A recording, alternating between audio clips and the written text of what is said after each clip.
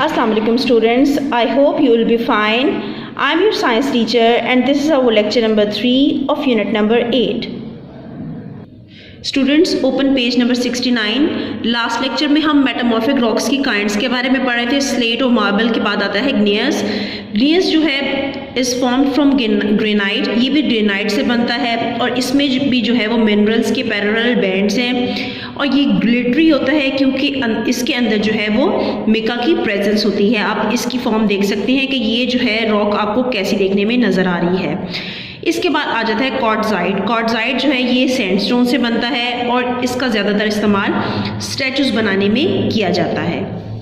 इसके बाद हम आते हैं कि रॉक्स जो हैं वो हम इंसानों के लिए कैसे यूज़फुल हैं। पुराने वक्तों में आप देखते थे कि जो वाइल्ड एनिमल्स हैं, ह्यूमन बींग्स, इंसान वगैरह सब ये गारों में रहते थे। घरों का कोई कॉन्सेप्ट नहीं था। तो गार बेसिकली क्या थे, यानी बड़े बड़े जो रॉक्स हैं उसके अंदर होल्स किए जाते थे और तो कुछ भी नहीं होता था। इसके अलावा जो है रॉक्स जो छोटे छोटे उनके छोटी छोटी चट्टानें जो हैं, जो छोटे छोटे रॉक्स हैं, उनको जो है उनके आग जलाने के लिए उनको इस्तेमाल किया जाता था। उनके अंदर लकड़ियाँ डाल के और उसको आग जलाने के पर्पज़ के लिए उन रॉक्स को इस्तेमाल किया जाता था। इसके अलावा जो है इसका इस्तेमाल जो है वो टूल्स को शार्पन करने के लिए, यानी उनको तेज़ करने के लिए और डिगिंग वगैरह के लिए इसका इस्तेमाल किया जाता था। बाद में जो है later on rocks were used to build big forts and monuments like the pyramids of Egypt. लेकिन बाद में जो है वो रॉक्स का इस्तेमाल जो है किले बनाने के लिए और जो मिस्र में आपको पिरामिड्स नज़र आते हैं, मॉन्यूमेंट्स हैं, ये सब बनाने में इसका इस्तेमाल किया जाने लगा। फिर इसके बाद रॉक्स जो है वो आजकल के दौर में हम घर बनाने के लिए, फ्लोर्स बनाने के लिए, रूफ्स बनाने के लिए इनका इस्तेमाल करते हैं। और रॉक्स का इस्तेमाल जो है आजकल के दिनों में हम डेली यूज़ में बहुत ज़्यादा करते हैं। तो हम इसके कुछ यूजेस की तरफ देखते हैं। यानी सबसे पहले देखें, some medicines are made using china clay. कुछ मेडिसिन जो है उसमें चाइना क्ले का इस्तेमाल किया जाता है, उसकी हेल्प से जो है वो मेडिसिन बनाई जाती हैं। उसके बाद जो प्यूमिस है ये भी एक स्टोन है और इसको जो है हम लोगों ने जैसे लास्ट टाइम पढ़ा कि इसको एज ए स्क्रबर यूज़ किया जाता है। जो स्किन के ऊपर डेड स्किन होती है उसको रिमूव करने के लिए इस्तेमाल किया जाता है। And it is only rock that floats on water, और ये वाहिद एक ऐसी रॉक है जो कि पानी पर तैर सकती है। इसके बाद है सॉफ्ट स्टोन है, ये भी एक मेटामॉर्फिक रॉक है और इसके अंदर जो है वो सबसे सॉफ्टेस्ट मिनरल जो है वो टेल्क पाया जाता है, जो कि टेल्कम पाउडर बनाने में इस्तेमाल होता है। टूथपेस्ट के अंदर जो है वो लाइमस्टोन होता है, ये एक सेडिमेंट्री रॉक है। इसके अलावा जो इलेक्ट्रॉनिक मशीन्स है उसके भी डिफरेंट पार्ट्स, जो मिका एक मिनरल है और इग्नेस रॉक्स के अंदर पाया जाता है, उसके अंदर भी इसका इस्तेमाल किया जाता है। Students now open page number 70। अब हम आते हैं फॉसिल फ्यूल्स, यानी जिसमें कोल एंड पेट्रोलियम आ जाता है। फॉसिल्स यानी किसको कहा जाता है, जो डेड प्लांट्स और एनिमल्स के जो बकाया जात हैं जो कि हज़ारों साल ज़मीन के अंदर रहते हैं और उनसे किस चीज़ की फॉर्मेशन होती है, यानी जिस चीज़ की फॉर्मेशन होती है उसको फॉसिल्स कहा जाता है। कोल और पेट्रोलियम जो है वो एक ऐसा फॉसिल फ्यूल है जो कि ज़मीन के अंदर पाया जाता है। इसके बाद हम देखते हैं जो कोल है, कोयला जिसको कहा जाता है, ये भी एक ऐसी रॉक है जो कि प्लांट्स की रिमेनिंग, यानी प्लांट्स के जो बकाया जाते हैं उनकी वजह से इनकी फॉर्मेशन होती है।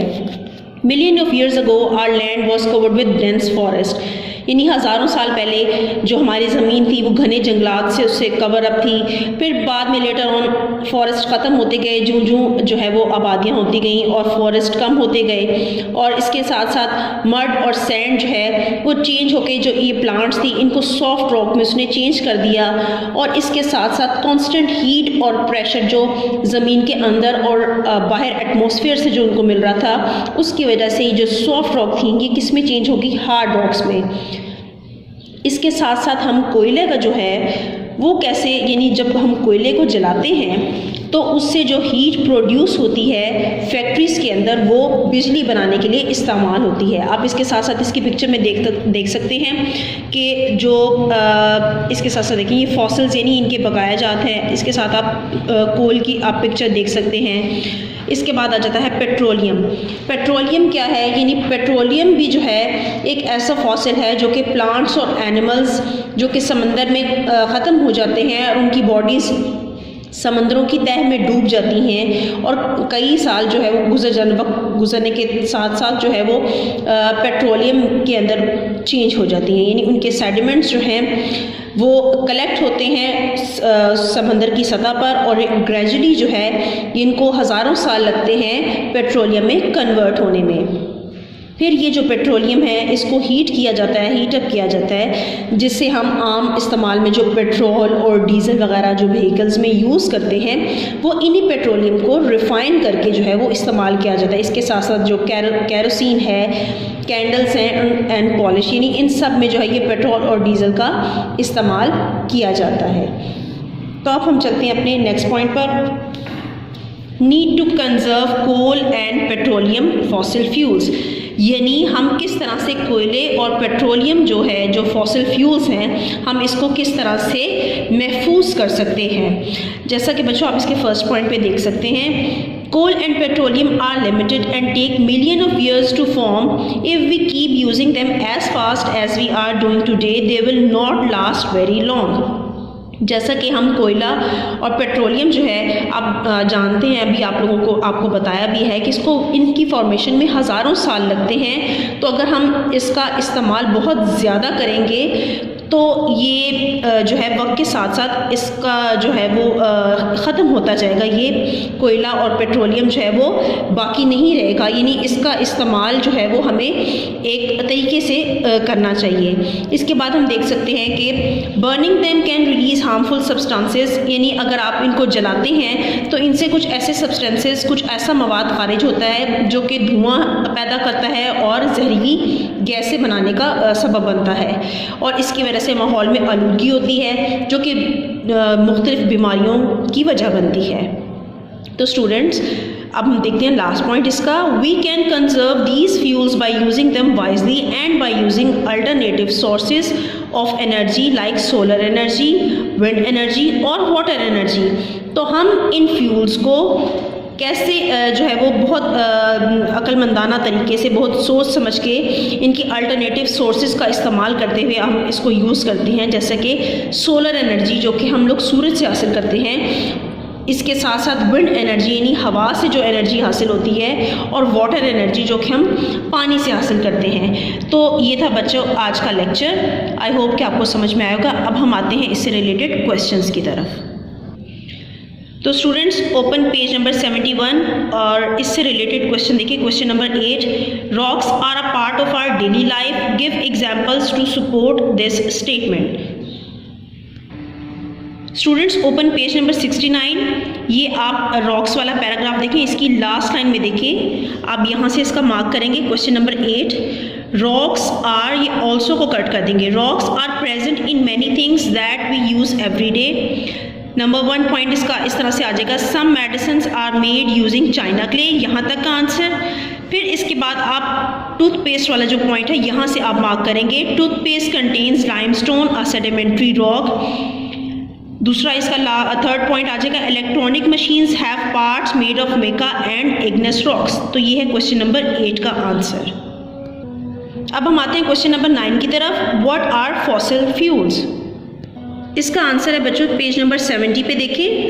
फॉसिल सबसे फर्स्ट पॉइंट जो इसका आ जाता है, fossils are remains of dead plants and animals that got buried inside the earth million of years ago. Coal and petroleum are fossil fuels found under the ground. तो ये है question number 9 का answer. अब हम आते हैं question number 10 की तरफ, why is there a need to conserve coal and petroleum.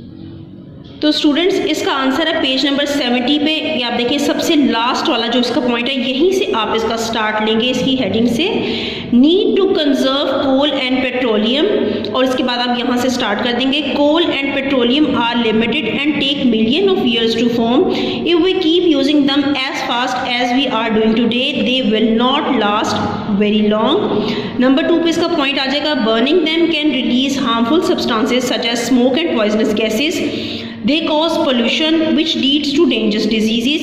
Third point इसका है, we can conserve these fuels by using them wisely and by using alternative sources of energy like solar energy, wind energy और water energy. तो बच्चों ये था आज का lecture. I hope कि आपको जो क्वेश्चंस मार्क करवाए गए हैं ये आप अच्छे तरीके से समझ के अपनी कॉपी में आप नोट डाउन करेंगे और अपने पेरेंट्स की गाइडेंस में इनको अच्छे तरीके से लर्न करेंगे। इसके साथ साथ बच्चों आपने यूनिट नंबर 9 का क्वेश्चन नंबर 7, 8 और 9 जो है इसकी अच्छे तरीके से रिविज़न करनी है। तो बच्चों अल्लाह हाफ़िज़।